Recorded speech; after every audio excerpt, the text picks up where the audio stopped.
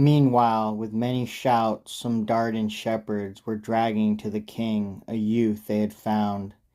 His hands were bound behind his back.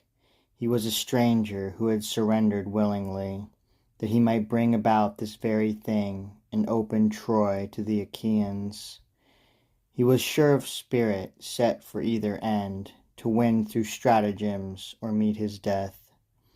From every side the young of Troy rush out, all swarming in their eagerness to see him, contending in their taunts against the captive. Now listen to the treachery of the Danaans, and learn from one the wickedness of all. For as he stood with every eye upon him, uneasy and unarmed, and looked around while taking in the Phrygian ranks, "What land," he cries, "what seas can now receive me? What awaits my misery? I have no place among the Danaans, and in bitterness the Trojans ask for vengeance, for my blood is penalty." His lamentation turned our feelings, every violence was checked. We urge him on to speak, to tell us who his family may be, what word he brings, what is he hoping for as prisoner.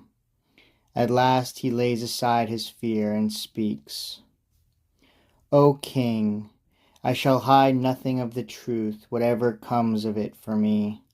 I'll not deny that I am born an Argive, this I first confess. For fortune made of Sinon a miserable man, but not a man of faithlessness and falsehood. Now by chance you may have heard men talk of Palamedes, the son of Belus, famous, glorious. Though he was innocent, the Greeks condemned him to death on lying evidence, false charges, simply because he had opposed the war.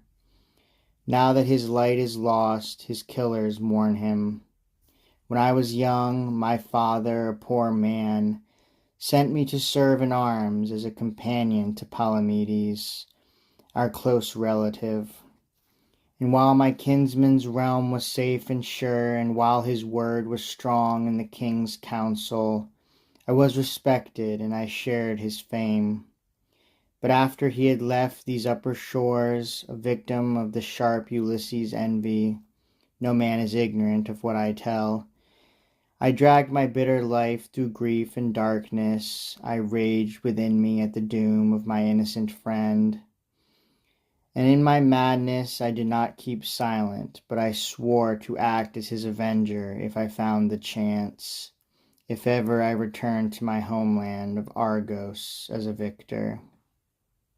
With my words I stirred up bitter hatred, and for this I first was touched by threats. From that time, too, Ulysses menaced me with fresh complaints. The words he spread among the army were ambiguous. Aware of his own guilt, he looked for weapons. And he did not stop until, with Calchas as his tool. But why do I tell over this unwelcome story, this useless tale? Why do I hold you back? If you consider all Achaeans one, it is enough for you that I am Grecian. Then take your overdue revenge at once, for this is what the Ithacan would wish. The sons of Atreus, they would pay for this. But then indeed we burned to know, to ask the reasons. We were far too ignorant of so much wickedness, of Greek deception. Trembling, he carries on. His words are false. The Greeks have often wanted to abandon the plain of Troy, to slip away, to flee, weary of this long war.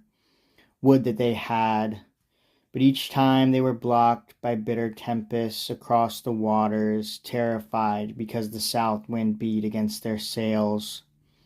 Above all, when this high horse you see was ready, built of maple beams, storm clouds droned through the heavens.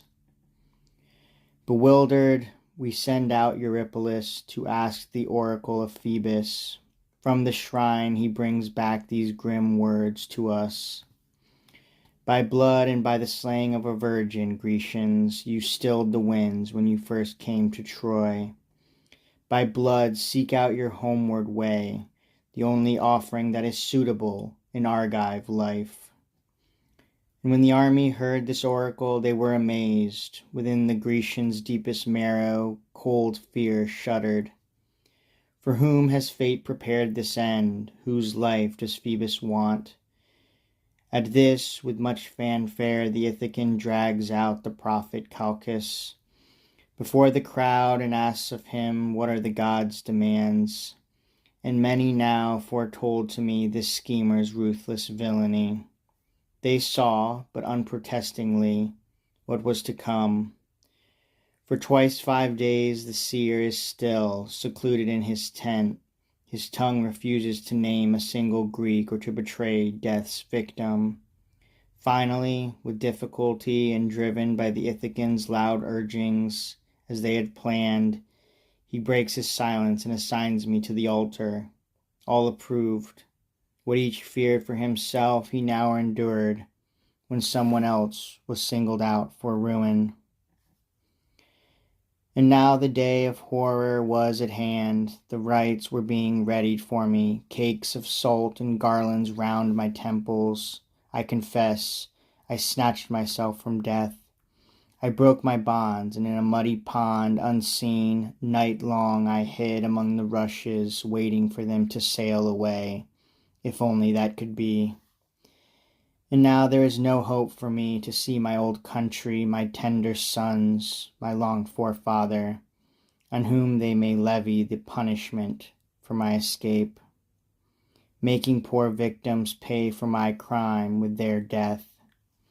I beg you, therefore, by the high ones, by the powers that know the truth, and by whatever still uncontaminated trust is left to mortals, pity my hard trials. Pity a soul that carries undeserved sorrows.